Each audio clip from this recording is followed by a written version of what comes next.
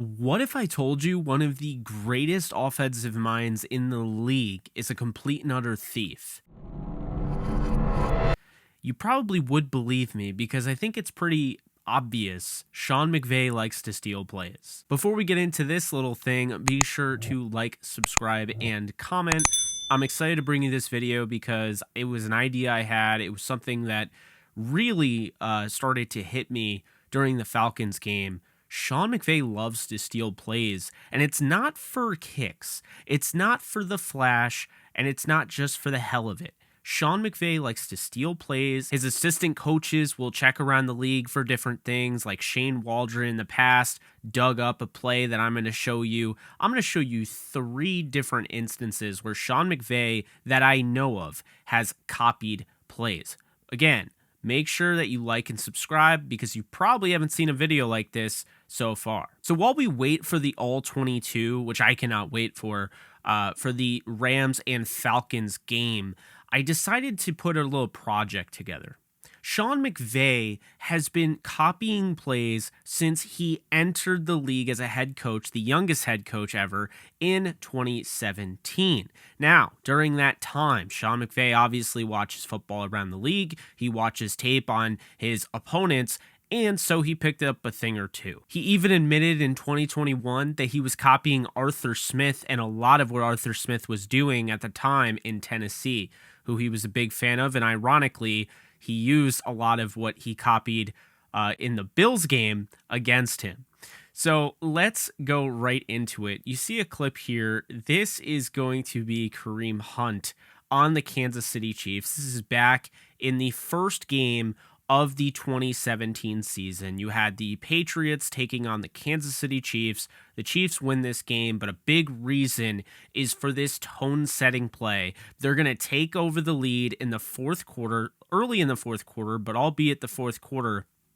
And it's going to be a little bit of a jet motion here. They're going to fake the handoff, so it's a little play action with jet motion. And what you're going to see is Kareem Hunt going to the outside, and he is going to run what is a modified post route to the middle of the field. The reason I'm showing you this is because this is back in 2017, week 1, Andy Reid. This is, everyone saw this. Sean McVay saw this. Everybody saw this. This was the opening game of the year. So no one was missing this game. No one was playing during this game.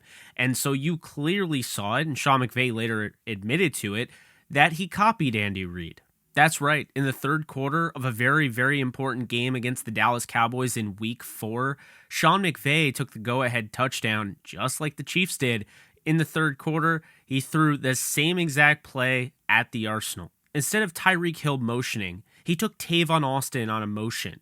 Jared Goff faked the handoff to him and then threw a strike to Todd Gurley, who was also running a modified post over the middle of the field and also, like Kareem Hunt, resulted in a touchdown. You can see here, it's very much the same type of play, but again, Sean McVay puts a little bit of flavor on his.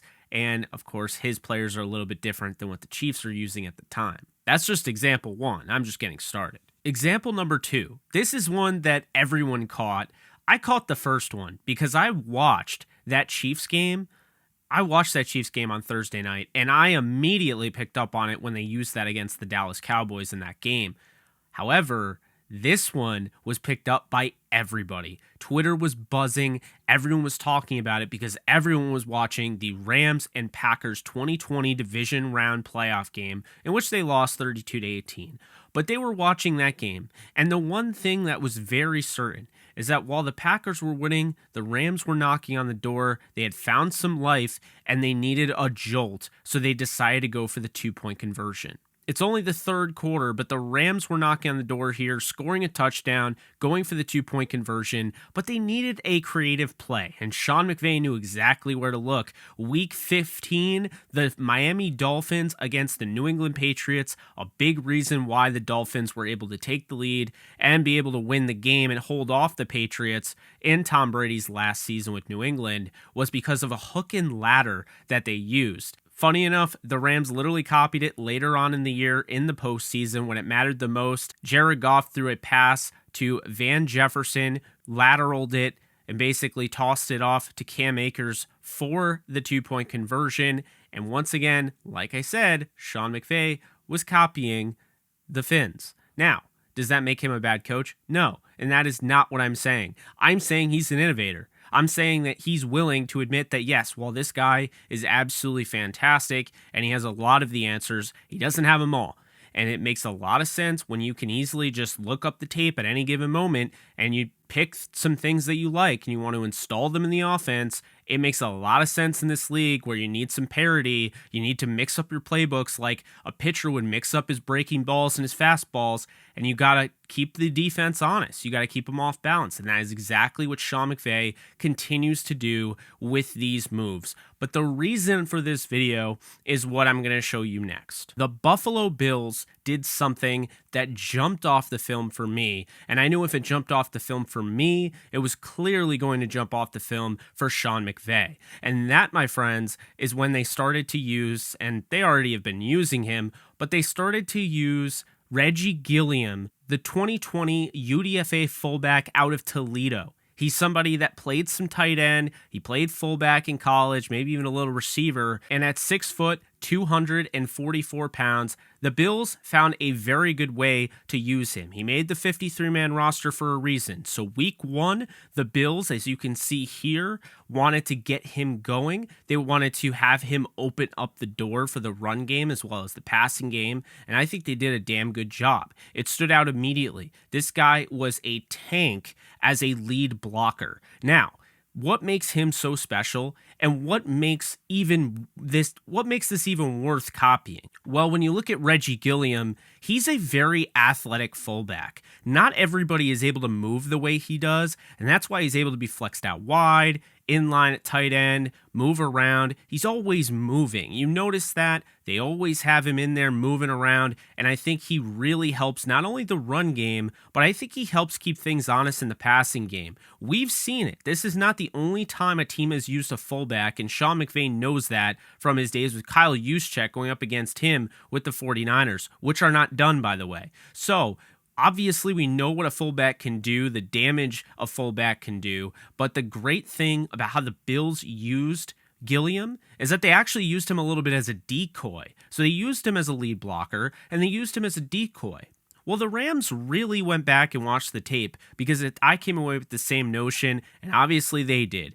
This guy really helped out the Bills. The way they utilized him as this Swiss Army knife was very smart. It kept the defense on their toes. He was constantly a part of the game, and he made a big impact. Having a lead blocker when you have the skill set that a guy like Devin Singletary has, and you have that guy in front of him, he can make quick cuts. He can change direction. He can read his blocks. He's a very underrated running back, and so I felt like the Rams clearly looked at that and were like, we have Darrell Henderson, who's very similar in skill set to Devin Singletary, just more explosive, if anything. So, because of this, we took away that Gilliam was used as a lead blocker, as a kind of scat back that it didn't actually throw to, and as a decoy.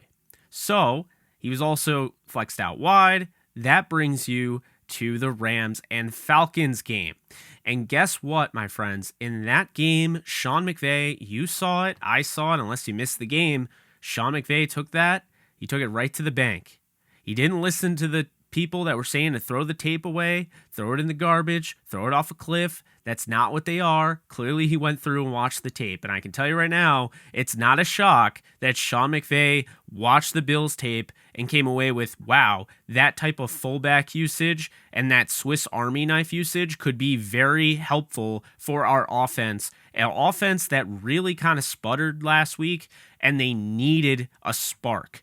We've seen it before. Sean McVay has gone into his bag of tricks when the team has struggled. He went to 12 personnel and 13 personnel, putting out 6 offensive linemen back when they started running with Sony Michel towards the end of the season. When they committed to the run game, they changed their offense. They did not stay in 11 personnel. So now you fast forward to today.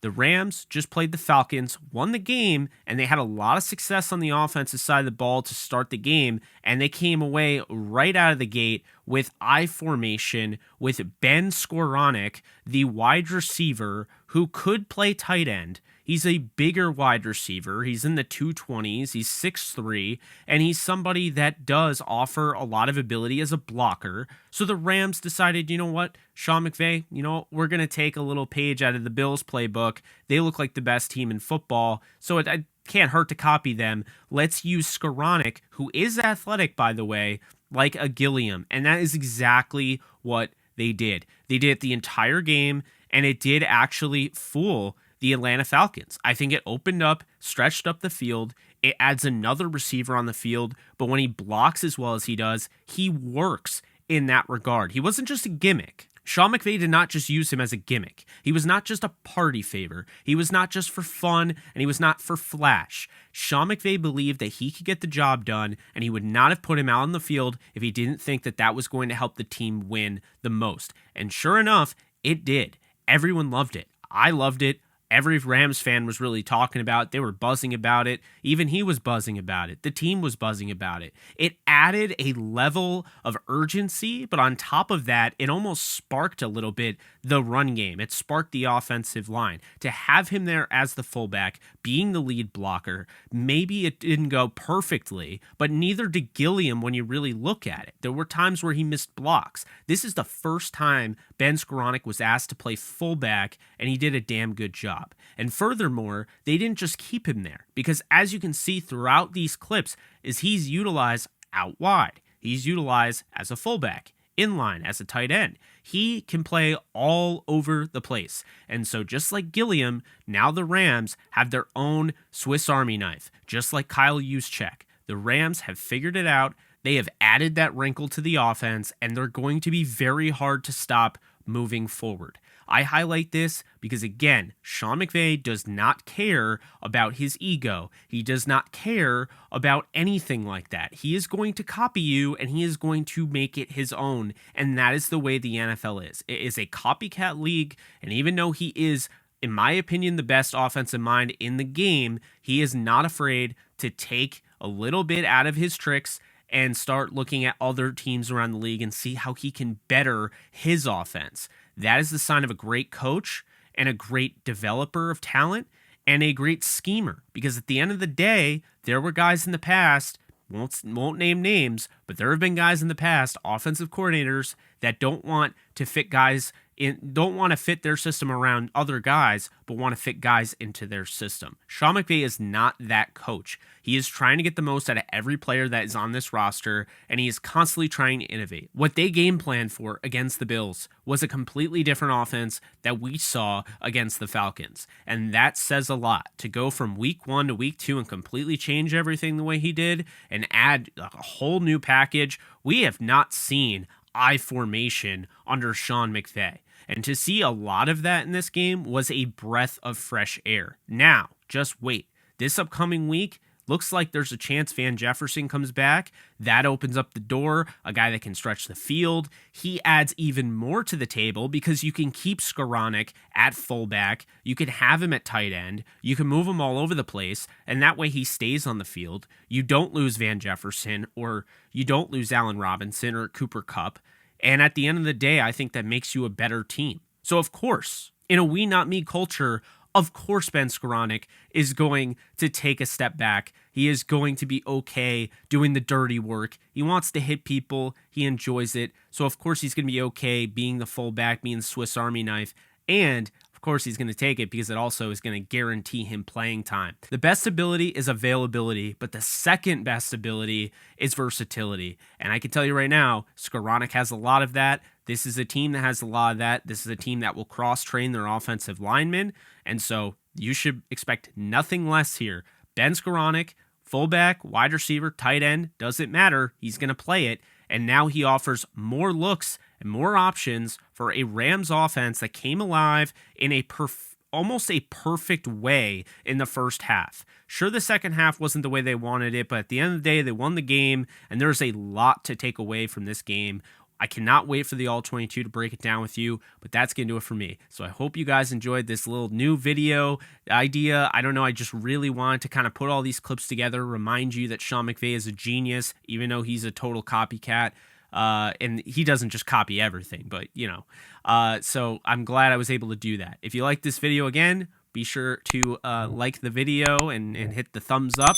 Also, be sure to hit the subscribe button. But I'm Jake Ellenbogen, and this has been my video on how Sean McVay is the biggest copycat in the NFL and why it works and why he's still a genius. You guys take care, and I'll see you guys soon.